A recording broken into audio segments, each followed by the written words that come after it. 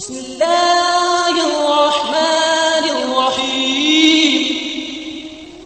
حضرت سلمان فارسی رضی اللہ تعالیٰ عنہ سے روایت ہے کہ ایک آدمی نے ان سے کہا، تحقیق تمہارا نبی تو تمہیں ہر چیز سکھاتا ہے، حتیٰ کہ قضاء حاجت کرنا بھی۔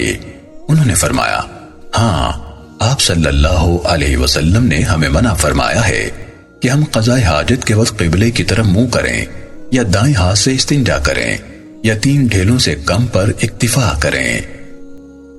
حضرت عبداللہ بن مسعود رضی اللہ تعالیٰ عنہ سے روایت ہے کہ نبی صلی اللہ علیہ وسلم قضاء حاجت کو گئے اور مجھے حکم دیا کہ میں 3 ڈھیلے لاؤں۔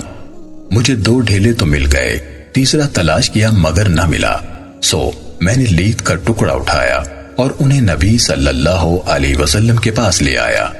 آپ صلی اللہ علیہ وسلم نے ڈھیلے تو لے لیے، جبکہ لید پھینک دی اور فرمایا، یہ تو پلید ہے۔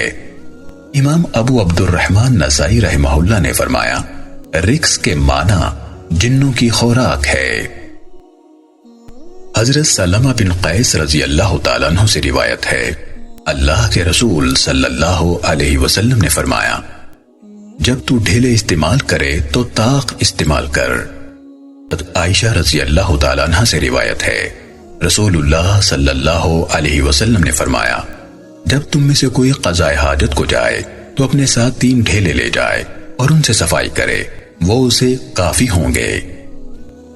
حضرت انس بن مالک رضی اللہ تعالیٰ عنہ سے روایت ہے کہ رسول اللہ صلی اللہ علیہ وسلم جب بیت الخلاء میں داخل ہوتے تو میں اور میرے ساتھ مجھ جیسا کوئی اور لڑکا پانی کا برتن اٹھاتا، آپ صلی اللہ علیہ وسلم اس پانی سے استنجا کرتے۔